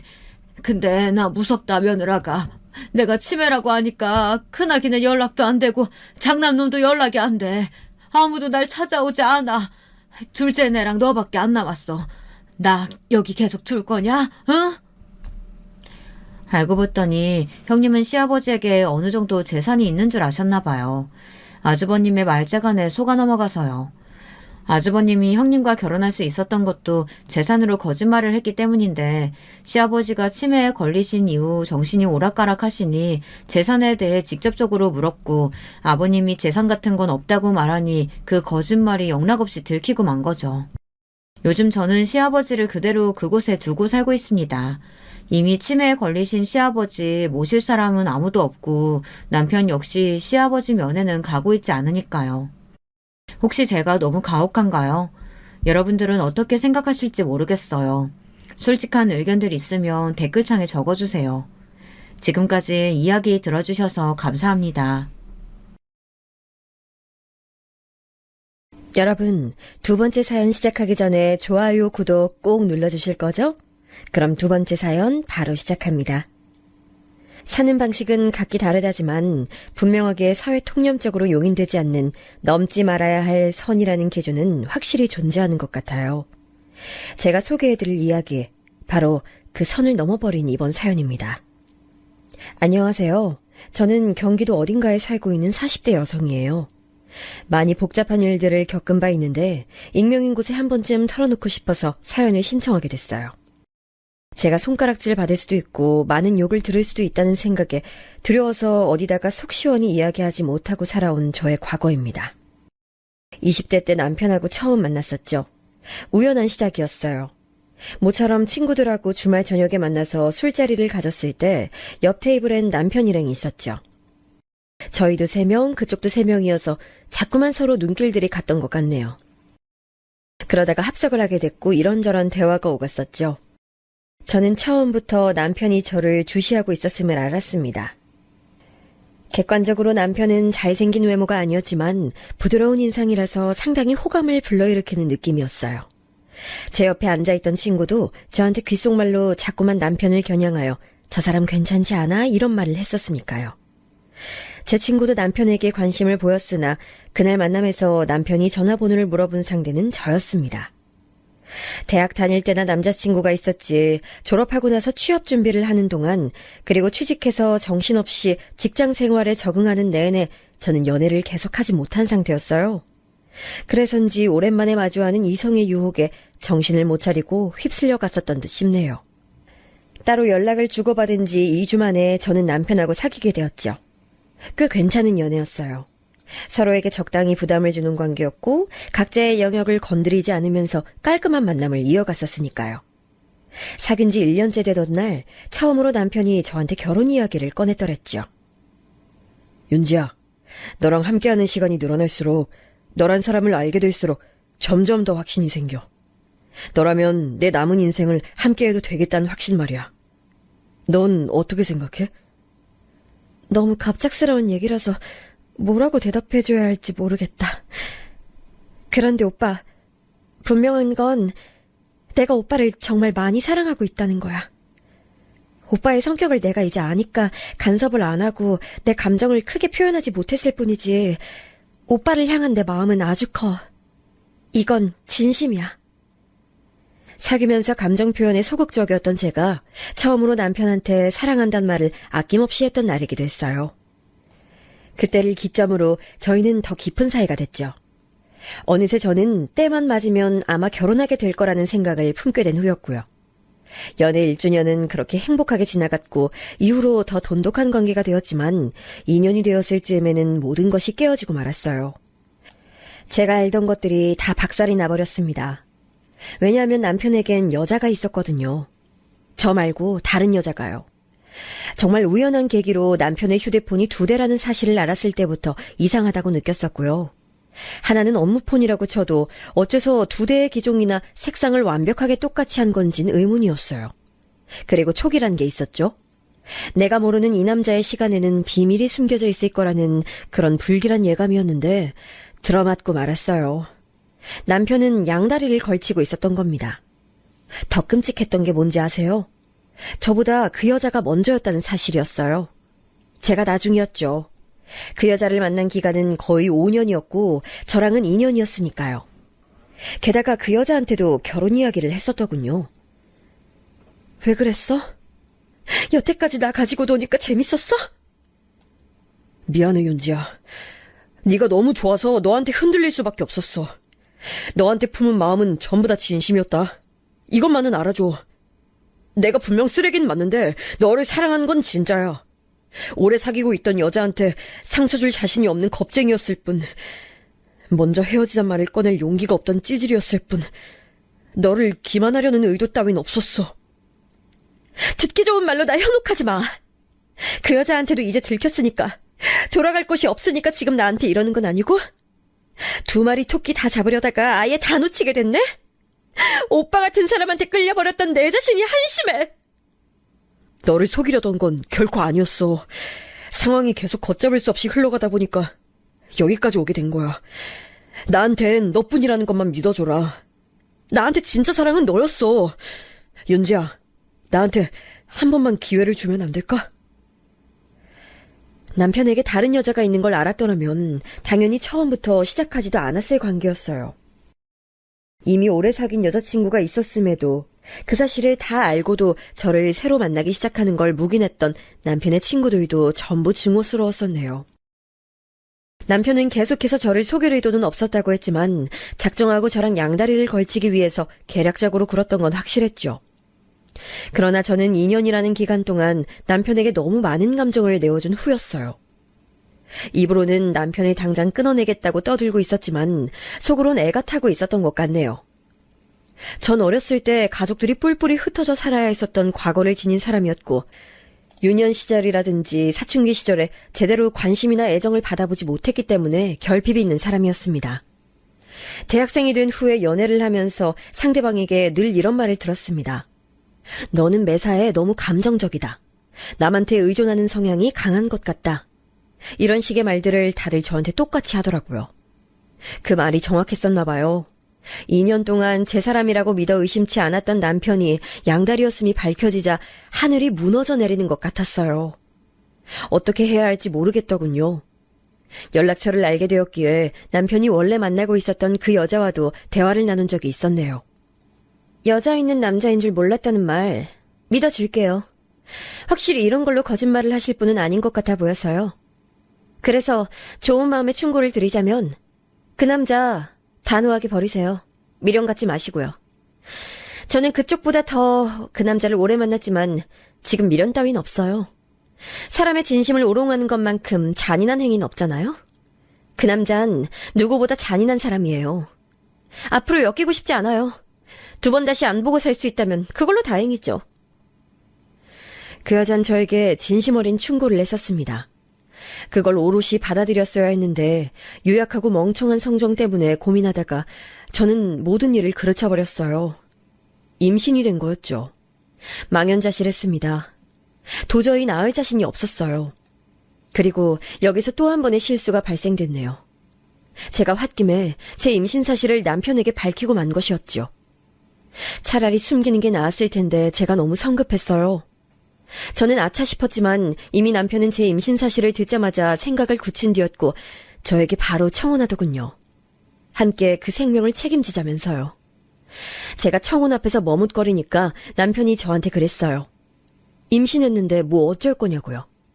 저한테 뾰족한 수 있냐고 따지듯이 물었습니다. 저는 그 강압적인 분위기에 휩쓸려서 남편의 청혼을 받아들였어요. 그렇게 제 운명이 바뀌어버렸습니다. 결혼식은 간소하게 치렀는데 남편 쪽 하객들 중에서 남편이 양다리였음을 아는 사람들도 몇 있었어요. 괜히 그 사람들 보기 민망해서 힘들었고 제 지인들이 저희 남편이 양다리였다는 사실을 혹시라도 알게 될까봐 전전긍긍했었습니다. 얼렁뚱땅 결혼해서 살림 차리고 살았죠. 임신 7개월째에 일주일 간격으로 2번 쓰러져서 저는 결국 퇴사를 하게 됐어요. 원래 계획대로라면 출산 직전까지 다닐 계획이었고 아기 낳은 후에는 웬만하면 복귀할 예정이었는데 다 어그러졌습니다. 다행히 출산은 무사히 했어요. 태어난 딸은 건강했네요. 제가 친정 식구들이랑 별로 안 친해요. 조금 어색하다고나 할까요? 이래저래 집안 내부에 일들이 많았었기 때문이에요. 그래서 임신 막달 때에도 출산 직후에도 친정 식구들의 도움은 별로 못 받았어요. 제가 원하지 않았고요. 대신 시부모님께서 저를 잘 챙겨주셨어요. 2시간 거리를 달려와서 저 보고 가셨고요. 첫 손주도 많이 예뻐해 주셨죠. 시골 생활하시는 분들이라 그런지 어딘가 정이 많고 순박하신 분들이 바로 제 시부모님이셨어요. 남편하고는 완전히 딴판이었죠. 하지만 나중에 우연히 시아버지의 사촌형 되시는 분께서 바람기를 못 고치시는 바람에 이혼을 무려 3번이나 하셨다는 얘기를 듣고 바람피는 성향도 집안 내력인가 싶었답니다. 비록 첫 단추가 잘못 끼워진 관계였으나 결혼해서 아이도 낳았으니 이제 잘 살기만 하면 될 거라고 여겼어요. 그런데 결혼 생활은 제 바람과는 다르게 흘러가더군요. 쉬운 육아가 어디 있겠냐마는 첫째 딸 키울 때 죽고 싶을 정도로 힘들었습니다. 빨래 개다가 말고 낮잠 자다가 깨어나 미친 듯이 우는 딸아이를 안아들고 사력을 다하며 달래던 저의 모습. 거실 한 구석에 쌓여있는 개야 할 빨래들과 거울 속에 비친 초췌해진 제 모습을 번갈아 쳐다보던 저는 진짜 그 순간에 해선 안 될 생각까지 했었어요. 지독히도 울음을 그치지 않는 딸아이의 우는 소리를 벗삼아서 베란다 밖으로 뛰어내리면 어떨까 하는 생각을 했었습니다. 베란다가 그토록 유혹적으로 보이더군요. 나중에 생각했던 건데 저는 그때 산후 우울증을 앓고 있었나 보더라고요. 그땐 그런 걸 몰랐으니까 내가 미쳤나 보다 이런 정도로만 생각하고 안일하게 저 자신을 방치했던 것 같아요. 나쁜 충동이 들 때마다 딸아이한테 미안해서 혼자 울부짖었고요. 남편은 우리 가정의 미래를 위해 더 열심히 일을 해야 할 때라면서 회사 일에 매달려 살았습니다. 딸이 3살 나이가 되고 나서야 제가 조금 진정이 되었던 것 같아요. 제가 처한 현실도 그제서야 오롯이 받아들였던 듯 싶고요. 남편하고 원래는 영영 헤어질 작정까지 했다가 예기치 못한 임신으로 결혼, 출산을 이어왔던 것이었으니 정신력이 강하지 못한 제가 오래 방황을 해왔던 거죠. 그런데 딸이 3살쯤 되니까 드디어 적응이 되더군요. 유별나게 잘 울고 예민했던 딸을 남편은 귀찮아했습니다. 아, 진짜 동물도 아니고 아예 말을 못 알아듣잖아. 최소한 나랑 대화가 가능한 상태가 될 때까진 내가 기다려줘야겠어. 딸이 의사소통이 가능해질 때까지 저 혼자 독방 육아나 계속하란 뜻이었습니다. 제가 곱씹을수록 화가 나서 남편한테 한 번은 따졌었죠. 아무리 그래도 하나부터 10까지 저 혼자 아이를 키우는 것은 힘에 부치는데 어째서 아이 아빠라는 작자가 손 하나 까딱하기 싫어하냐고 맹렬하게 따져봤습니다. 육아뿐만 아니라 모든 집안일을 저 혼자 하고 있었고 남편은 청소기 돌리는 것조차 안 했어요. 제가 서러움을 토로하면서 구구절절 다 말했는데 그거 한참 듣고 있던 남편이 저한테 끝내 하는 말이 그래서 나는 돈 벌어다 주잖아. 나보고 손 하나 까딱 안 한다고? 넌 대신에 땡전 한 푼도 안 벌어오잖아. 그러니까 집에서 노동을 해야지. 자기가 돈 버는 사람이니까 자기는 집에서 전적으로 쉬어야 하는 입장이라고 했어요. 저는 돈을 안 버니까 집안일하면서 아이나 키우면 된다고 했죠.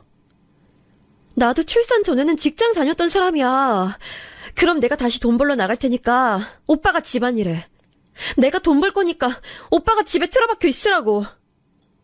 윤지야, 제발 이성적으로 생각이라는 걸 좀 해봐. 너 나가서 돈 벌겠다고? 그럼 네가 나만큼 벌어올 수나 있고? 내가 지금 너한테 다달이 200만 원씩 주잖아. 그리고 나는 그 돈 전혀 간섭 안 하고 내 통신비며 각종 생활비 알아서 따로 해결하잖아. 매달 200만 원은 온전히 네 거잖아. 너 나한테 이렇게 해줄 수 있어? 남편의 눈빛은 명백히 저를 비웃고 있었어요. 어서 빨리 자기 앞에서 꼬랑지 말고 알아서 설설 기라는 표정이었습니다. 제가 그 앞에서 코웃음을 쳤죠. 그래, 내가 200만 원씩 줄게. 그리고 내 생활비는 거기서 제하지 않고 따로 알아서 할 거야. 그럼 되지? 오빠, 다음 달까지만 일하고 그만둬. 내가 그 안에 취업해서 첫 월급 탈 거니까. 뭐? 네가 당장에 어딜 가서 취업하겠다는 거야? 네가 무슨 수로 말만 뱉으면 단 줄 알아? 누가 말로만 한대? 나 당장 지원할 때부터 알아볼 거야. 그놈의 200만 원! 내가 주겠다고. 저는 조금도 굽히지 않고 강하게 나갔어요. 아이 낳고서 몸과 마음이 극한까지 힘들었던 경험이 있었어서 그런지 그때 갑자기 심지가 굳어졌었죠. 남편이 세게 나오는 것도 안 무서웠고요. 차라리 진짜 나가서 어떤 일이 됐든 사회생활을 하고 싶었어요. 제가 자기 예상외로 너무 강경하니까 남편이 당황하더군요. 저한테 입만 살았다면서 투덜거리더니 제가 계속 의견을 안 꺾으니까 이틀 뒤에 저한테 먼저 꼬리를 내렸습니다.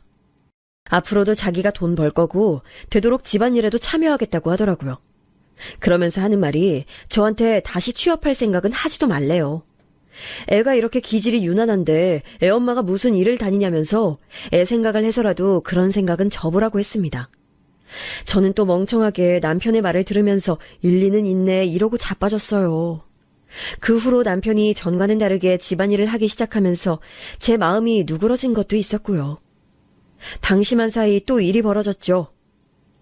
한 2년 정도 있다가 취업하면 되겠다. 지금은 애 키우는데 아직 더 신경 쓸 시기이긴 해. 저는 그런 계획을 품고 있었고 제 말의 뉘앙스에서 남편도 이 점을 분명하게 눈치채고 있었어요. 그런데 제가 임신을 해버린 겁니다. 환절기도 아닌데 감기가 약하게 온 것처럼 컨디션이 이상했을 때부터 뭔가 묘했어요. 그랬는데 확인해보니까 임신이더라고요. 정말 당황스러웠죠. 제가 다른 일로 산부인과 처방약을 먹고 있기도 했었고 날짜도 잘 맞추고 있었기 때문에 임신 확률은 정말 낮았거든요. 그것만 믿고 바보같이 방심했다가 계획이 없었던 둘째 임신을 하게 됐어요. 남편이 그때 좋아했던가 싫어했던가 그 반응도 오죽하면 기억에 가물가물할 만큼 당시 제가 너무 큰 충격을 받은 상태였고 정신이 몽롱했었네요. 결국 그렇게 둘째를 낳았어요. 둘째 딸은 자기 언니보다 키우기 수월한 아이였고요. 문제는 저에게 있었습니다. 둘째를 임신하고 있었을 때부터 몸이 안 좋았는데 그게 징조였나 봐요. 기어이 출산 때 문제가 생겼었고 사경을 헤매다가 나흘 만에 중환자실에서 눈을 떴어요. 퇴원한 이후에도 몸이 안 좋았고 건강을 일정 수준 회복하고 나서도 예전하고는 몸과 정신의 느낌이 달랐습니다. 그리고 결정적으로 둘이 된 아이들을 키우면서 남편하고 여러모로 사이가 삐그덕거렸어요. 서로에게 네가 먼저 변한 거다 이런 손가락질을 하며 비난을 했습니다. 아이를 둘이나 독박 육아로 키우면서 제가 어떻게 아가씨 시절처럼 자기 관리를 할 수 있었겠나요? 저는 건강 문제도 있었으니 당연히 어려웠죠. 그런데 그걸 남편은 나에 대한 애정이 완전히 식었다면서 저를 매도했습니다. 저는 그런 남편에게 오빠야말로 나한테 애정이 없는 거 아니냐며 굳세게 맞섰고요. 제가 그렇게 말했던 건 진심이었어요. 전적이 있는 남자랑 애초에 결혼을 했던 거였으니 제 안에는 항상 불신이 깃들어 있었죠. 독박으로 아이를 돌보는 엄마, 바깥 생활에만 여념인 아빠, 이런 부모 아래서 아이들은 저에게 전적으로 의지했습니다. 특히 둘째 아이는 말문이 트이고 걷고 뛰고 이럴 때부터 자기 아빠라는 사람을 굉장히 어려워했어요. 보통 딸은 아빠를 닮은다던데 이상하게 우리 애들은 엄마만 닮았단 말이야. 둘 다 이럴 수가 있나? 지금 애들 다 듣는데 그런 소린 왜 해? 그냥 그런 생각이 드니까 말한 거지. 예민하게 발끈하기는. 시큰둥한 표정과 말투로 그런 이야기를 할 때면 애들이 퍽이나 좋아하겠나요? 제가 보기에 남편이란 사람은 영 배려심이란 게 없었습니다. 제가 연애 때에도 느꼈던 부분이지만 자기 마음 가는 대로 자기 흥을 따라 행동하는 것이 기본인 사람이었으니 결혼해서 가정을 꾸린 후에도 그런 기질이 여전하더군요.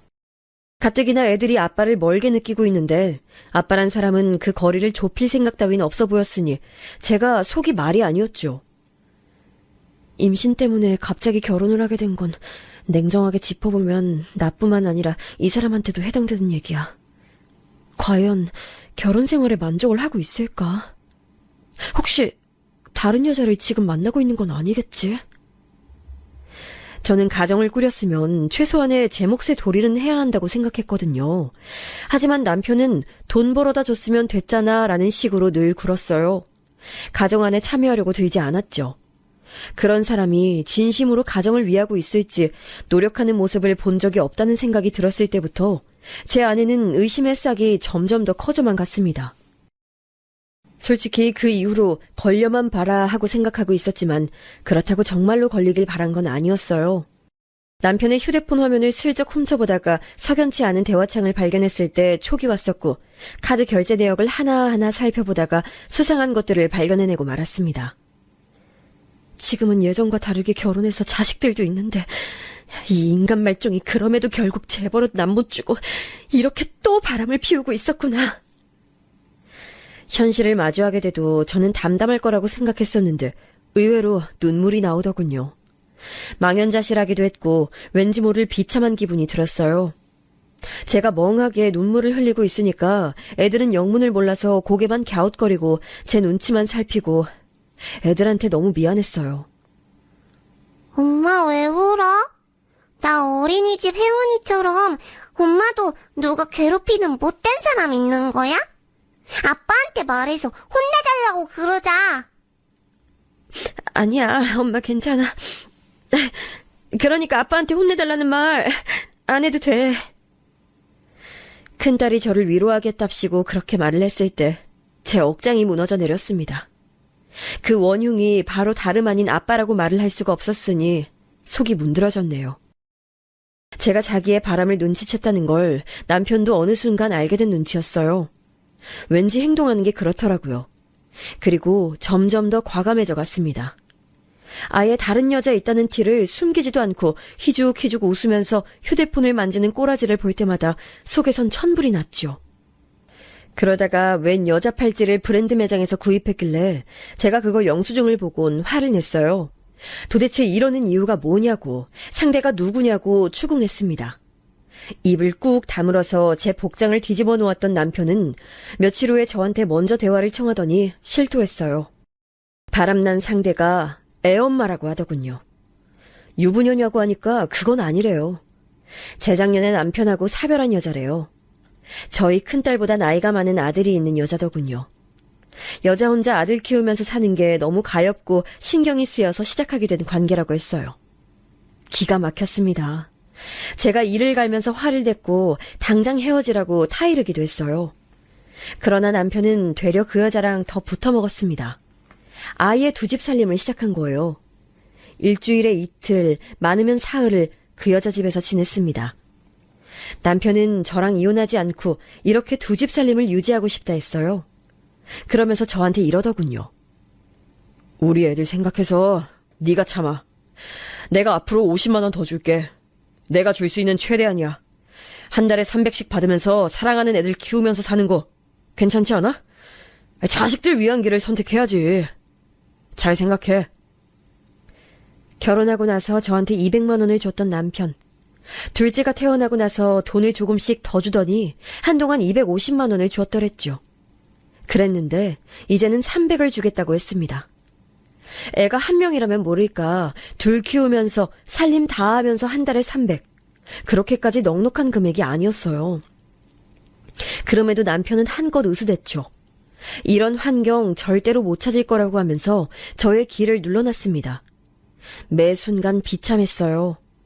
그런데 계산적으로 이렇게라도 결혼 생활을 유지하는 것이 애들 키우는 것에는 이득인 것 같아서 그냥 남편의 말대로 참았습니다.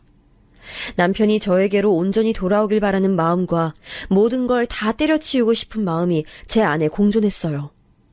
미친 듯이 남편이 원망스럽기도 했고 그래도 애들 아빠니까 미워만 해서는 안 된다는 생각이 들기도 했습니다. 제가 제 자신을 모르겠더군요. 고민으로 너무 힘들어하던 저는 시부모님께 넌지시 남편의 일을 알려드리기도 했어요. 그런데 딱 느낌이란 게 오더라고요.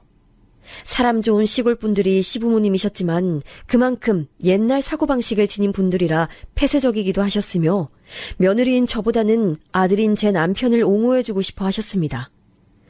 그래서 시시콜콜한 걸 말씀드리지 못하고 그냥 시부모님께 바랐던 구원의 손길, 그 희망을 버렸어요. 저는 비참한 속내를 꾹 안고 버티며 살았습니다. 애들한테는 상황마다 갖가지 핑계를 댔고 어느새 애들은 아빠란 매일 볼 수 없는 존재라는 것을 너무 당연시하기 시작했어요. 어리니까 그런 학습조차도 빨랐던 거예요. 제가 남편한테 그랬습니다.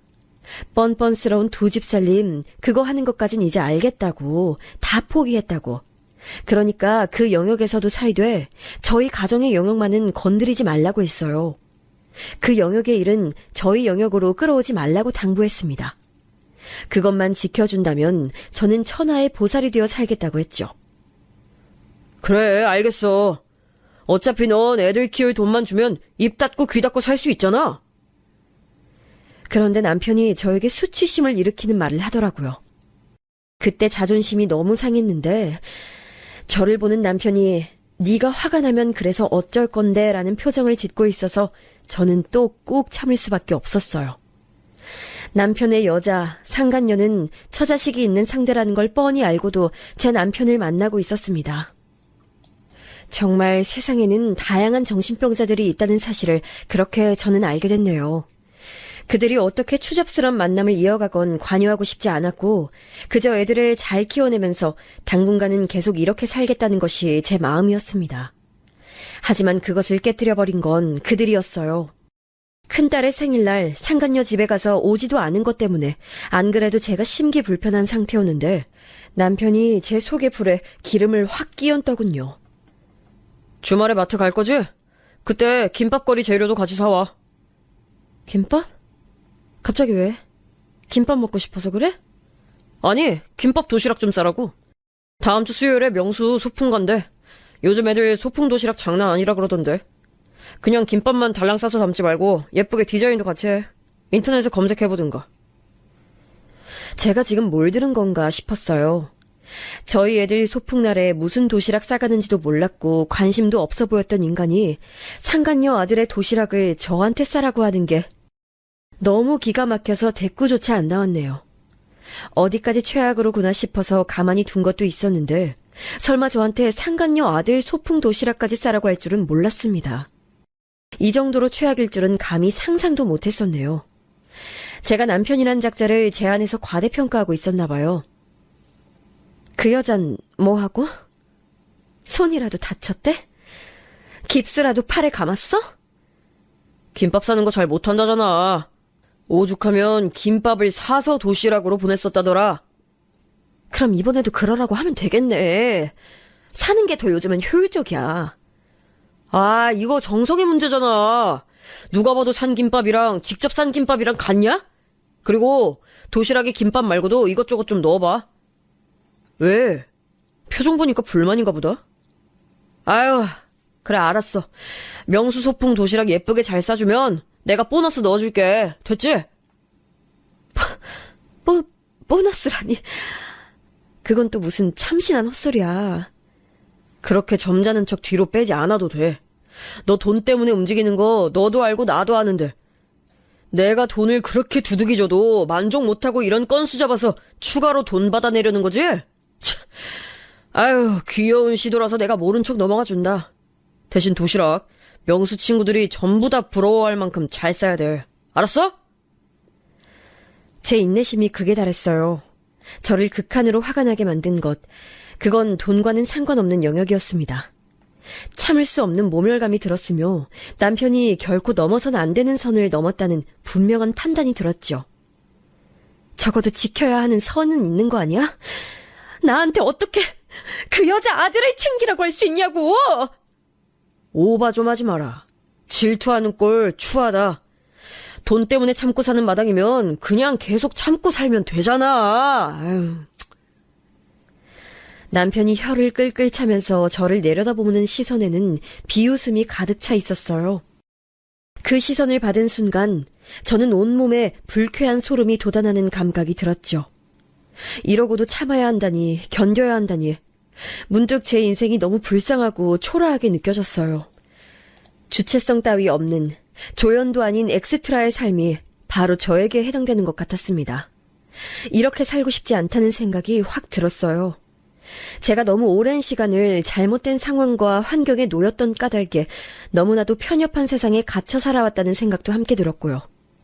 남편한테 한껏 비웃음을 당했던 그날, 저는 곤히 잠든 애들의 얼굴을 보면서 다짐했습니다.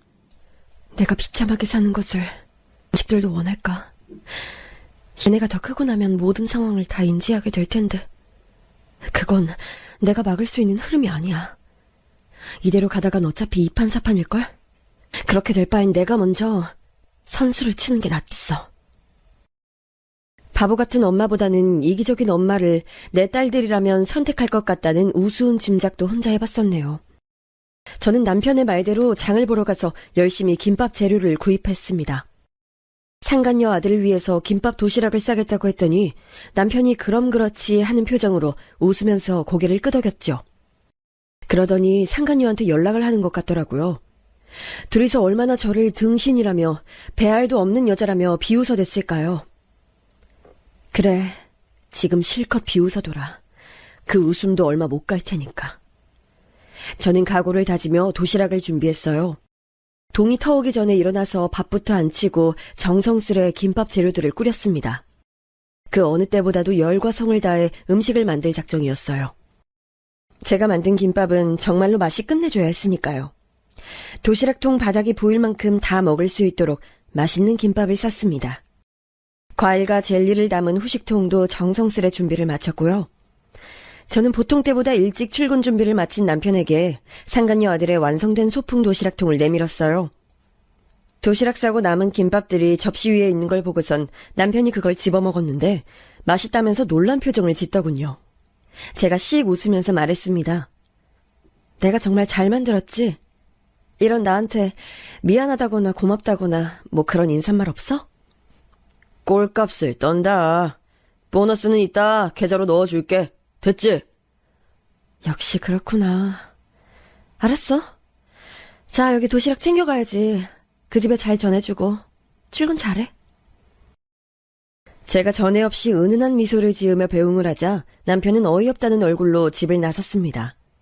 남편의 모습은 마치 이렇게 말하고 있는 듯 했어요. 역시 너는 내가 무슨 짓을 해도 나랑 이혼 못할 여자가 맞았구나. 애들 키우려면 다 참고 사는 여자구나. 이렇게 말이죠. 저를 아주 쉽게 보고 있다는 게 눈빛에서 다 드러났어요. 하지만 이제 그것도 끝이었습니다. 저는 애들을 앉혀놓고 말했어요. 오늘은 학교랑 어린이집 지각해도 좋으니까 같이 얘기를 나누자고요. 할 얘기가 있다고 애들한테 그랬습니다. 머뭇거리던 저는 결국 다짐했던 대로 진실의 일면을 애들에게 알려줬어요. 아빠한테는 엄마 말고도 다른 여자가 있어. 그 여자한테는 아들이 있거든? 근데 아빠는 너희들보다 그 여자 아들이 더 좋대. 더 자기 자식 같나 봐. 어린 딸들을 앉혀놓고 차근차근히 상황이 이해가 되도록 일을 설명해줬어요. 머리가 큰 첫째 딸은 그게 어떤 상황인지 다 이해를 했고 충격을 받더군요.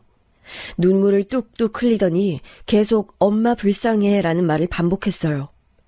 저도 따라서 울고 싶었지만 그렇게 되면 애들 마음이 더 슬퍼질까봐 꾹 참았죠. 둘째 딸은 희한하게 원체 자기 아빠를 안 따르고 어려워했기 때문에 그런지 오롯이 상황을 이해하지 못하면서도 아빠랑 안 살아도 돼 라는 말을 하더군요. 엄마가 너희한테 이런 얘기를 하게 돼서 정말 미안해. 그런데 앞으로 엄마가 우리 딸들 더 행복하게 잘 살 수 있도록 해줄 거야. 그러기 위해선 아빠랑 이제 안녕해야 돼. 우리 딸들 엄마가 뭘 원하는지 알겠지? 저의 눈물 젖은 눈동자를 똑바로 쳐다보던 애들은 이내 고개를 열심히 끄덕였습니다. 어린 딸들에게 이런 추악한 어른의 비밀을 알려주고 싶지 않은 마음이야 굴뚝 같았으나 남편을 완벽하게 쳐내려면 이런 방법이 최선이었죠. 게다가 애들도 자기 아빠에 대한 신뢰가 워낙 없었으니까요. 그날 점심시각 상간녀의 아들은 태어나서 가장 끔찍한 경험을 하고 있었습니다. 고소한 냄새가 풍기는 맛있는 김밥은 분명 인기였을 거예요. 친구들에게 자랑까지 해가며 나눠 먹었겠죠? 그러니까 그 김밥이 금방 동이 났던 것일 테니까요. 그리고 통을 채우고 있던 김밥이 사라지자 바닥이 드러났습니다. 두꺼운 매직으로 쓴 글자. 그 위에 저는 랩을 깔고 김밥을 쌌던 거예요. 그러기에 미리 도시락통을 열어봤어도 저의 공작을 남편이나 상간녀나 발견할 수 없었지요. 부인과 딸이 있는 남자를 건드린 나쁜 마녀 김성미의 아들 박선후. 그리고 후식통도 마찬가지였어요. 그 통의 바닥에도 매직으로 글자가 써져 있었죠. 상간녀가 뭔지 궁금하면 인터넷에 검색. 박선후는 상간녀의 아들. 난리가 났던 모양이었어요. 왜냐하면 상간녀의 아들, 그 반 친구들이 전부 입을 놀리면서 전체 학부모에게로 번져나갔습니다. 대박 사건이 터졌으니 아이들이 얼마나 입이 근질근질했겠어요. 다른 반 친구들한테도 말하고 옆 동네 사는 다른 학교 친구한테도 소문내고 집에 와서는 자기 부모한테 말하고 제가 짐작하기로는 그 소문이 일대에 쫙 퍼지는데 이틀밖에 안 걸렸던 것 같네요. 상간녀는 기절초풍해서 남편한테 득달같이 따졌죠. 김밥 도시락을 건네준 건 남편이었으니까요. 남편은 분노한 채로 저한테 화를 냈고요. 너 제정신이야? 진짜 미쳤어? 어쩌자고 그런 짓을 벌였어? 네가 얼마나 엄청난 짓을 저지른 건지 알기나 해? 아무리 질투심에 머리가 돌았다고 해도 그렇지 어떻게 그 어린 아들한테 해를 가할 수가 있냐? 학교는 이제 어떻게 다니라고? 고작 질투라는 걸 운운하는 것에서 남편의 수준이 보였습니다. 그리고 저를 어떻게 얕잡아 봤는지도 알 수 있었죠. 밟아도 찍소리 못하는 지렁이. 저를 그렇게 평가하고 있는 남편의 생각을 처절하게 깨부숴줄 작정이었습니다. 학교? 그건 내가 알 바 아니지. 너의 대단하신 여자친구분께서 알아서 해결하지 않을까? 처자식 있는 유부남이랑 붙어 먹었을 땐 그만한 것도 각오를 했어야지. 우리 상간녀께서 보기보다 배짱이 별로이신가 봐? 너 왜 이래? 너 죽을 병 걸렸냐? 아니면 뭐 주식 같은 거 하다가 돈이라도 잃었어? 나한테 돈 내놓으라고 시위하는 거야? 뭐야 대체? 이혼해. 그리고 이 집 나한테 넘겨. 너만 꺼지면 행복한 가정이라는 거 깨달아 버렸거든. 이런 미친 여자를 봤나? 내가 왜 그렇게 해줘야 되는데? 정말 죽고 싶어서 환장했어? 남편이 두 눈깔이 휙 돌아간 채로 저한테 달려들었는데요. 그때 놀라운 일이 벌어졌어요. 제가 방에서 얌전히 나오지 말라고 했던 딸들, 자기 아빠의 고함 소리가 들리자 방에서 뛰쳐나온 거예요. 그러더니 둘 다 동시에 제 앞을 막아섰습니다. 엄마 괴롭히지 마! 아빠가 뭔데 엄마 괴롭혀? 아빠 싫어! 엄마한테서 떨어져! 큰딸이 그렇게 외치자 남편은 얼이 빠져버렸죠. 당황해서는 딸들과 저를 번갈아 쳐다보더라고요. 이게 무슨 영문인가 하는 표정이었어요.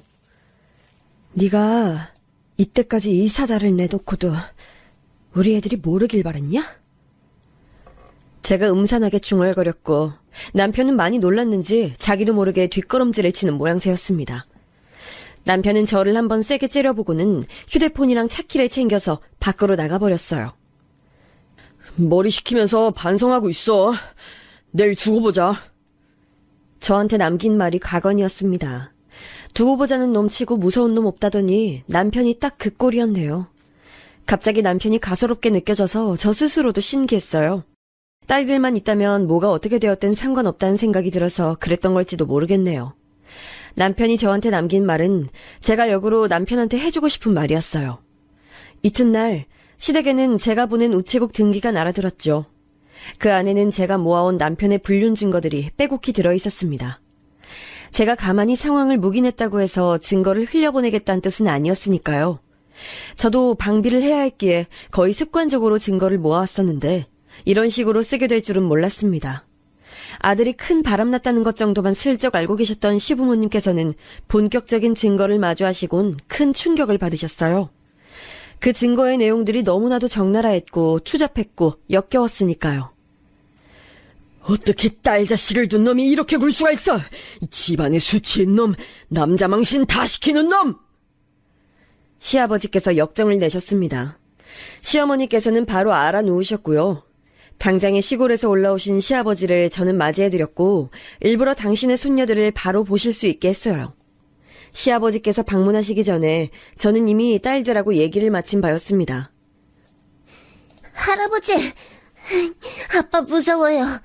아빠가 우리 말고 다른 집 자식을 자기 자식이라고 그랬어요. 그리고 아빠가 엄마 때렸어요. 첫째가 흥분해서 말을 쏟아내자 그의 질세라 둘째가 열심히 외쳤습니다. 아빠가 집에 안 왔으면 좋겠어요. 아빠 괴물이야. 시아버지께서는 참담하게 두 눈을 질끈 감으시며 주먹까지 불끈 쥐셨어요. 그동안 못난 아들의 인생에 관여하고 싶지 않아서 멀리 떨어져 관망을 하며 살아오셨지만 지금 보니까 그랬던 게 후회된다고 하시면서 시아버지께선 저에게 미안하다 하셨습니다. 하지만 그 안에는 결국 팔은 안으로 굽을 수밖에 없단 것이 깃들어 있음을 저는 알고 있었어요. 그래서 딸들의 발언으로 시아버지의 정신을 흔들어 놓은 다음에 일부러 초강수를 두었습니다. 제가 당해온 모욕은 참아 넘길 수 있어도 저희 애들한테 불행을 안겨준 건 견딜 수가 없어요. 이혼소송 진행하려고요. 끈질기게 책임 물을 거고 그렇게 되면 애들 아빠는 완전히 모든 것을 잃겠지만 별 수 없네요. 이혼소송으로 남편을 털어버리겠다고 한숨을 쉬면서 말했더니 시아버지께서는 역시나 당황하시더군요. 저한테 원하는 게 대체 뭐냐면서 그렇게 물으셨을 때 저는 속으로만 씩 웃고 겉으로는 우수에 찬 표정을 지으며 대답해드렸습니다. 저랑 우리 딸들의 소중한 추억이 담긴 이 집은 당연히 저희 몫이 되어야 하고요. 남편이 양육비 지급을 성실하게 해줄 거란 기대가 없으니 남편의 계좌에 든 돈도 전부 받아내야 할 것 같아요. 아, 맞다. 이혼 진행 서류는 되도록 남편 회사로 보내려고요. 그래야 누락이 안 되지 않을까요? 시아버지께서는 식은땀까지 흘리시며 어쩔 줄 몰라 하셨고 되도록 자신과 협의를 하자면서 저를 어떻게든 회유하려고 하셨습니다. 아버님이 그러시니까 제 마음이 자꾸 약해지네요. 생각 좀 해볼게요. 정 그러시다면 제가 이 집하고 남편 재산 반 정도 그렇게만 받아도 되고요. 그래, 그렇게만 해줘도 정말 고맙겠구나. 이혼은 돌이킬 수 없게 됐다지만 적당한 선은 지키면서 정리를 하는 게 낫지 않겠니? 제가 무슨 짓을 저지를지 모른다는 불안감이라도 드셨던 건지 시아버지께서는 생각보다 금세 저의 계획대로 넘어와 주셨어요. 애초에 저는 집과 남편의 전 재산을 다 받을 수 있을 거란 기대조차 한 적이 없었어요. 받을 몫을 늘리기 위해 처음에 초강수를 뒀던 것뿐이죠. 아버님께서는 이번 달 내로 교통 정리를 해주신다면 그때까진 기다려 볼게요. 다음 달이 되자마자 저는 이혼소송 진행할 거예요. 말씀드렸다시피 남편 회사로 서류 보낼 거고요. 일부러 기운 없는 표정으로 말하느라 힘들었네요. 시아버지께서는 무조건 해내시겠노란 말씀을 하셨어요. 남편은 뒤집어졌죠. 내가 왜 그 미친 조건을 들어줘야 돼? 애초에 내가 순순히 이혼해줄 것 같아? 남편은 애써 코웃음을 쳐댔지만 제가 어마어마한 자기의 불륜 증거들을 가지고 있다는 사실을 알고서는 꼬리를 말았습니다. 갑자기 저한테 사과를 하더군요. 평범하게 사는 게 지루했나 봐. 일탈을 하고 싶었던 것 같아. 나 전부 다 잊고 버리고 너한테 돌아간다. 우리 애들만 보면서 살게. 지랄하지 마세요. 네가 그러면 우린 받아줘야 하니? 지금까지 나를 호구 등신으로 봤던 거 내가 모를 줄 알았어? 한 번도 그 가슴으로 애들을 담아본 적도 없으면서 이제 와서 그러는 거 정말 없어 보여. 못났다. 차라리 그 여자한테 가서 정책을 하지 그래. 아예 새 가정을 그쪽에서 차리라고. 저한테 자기 말이 씨알도 안 먹힌다는 게 정말 큰 충격이었나 봐요. 남편은 이게 현실일 리 없다면서 헛소리를 하더군요. 저를 설득하기 어려우니까 애들한테 호소를 해봤지만 이미 제가 이런 상황을 내다보고 딸들한테 진실을 다 밝혔던 거였으니까요.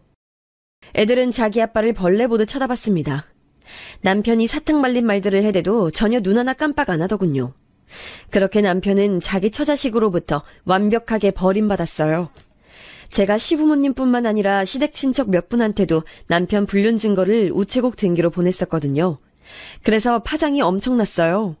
결국 남편은 집을 저에게 내줬습니다.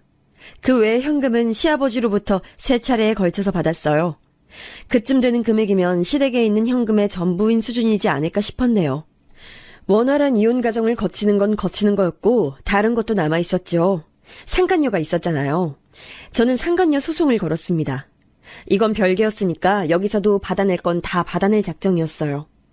남편을 통해서 제 번호를 안 건지 저한테 연락을 한 상간녀가 울면서 빌더군요.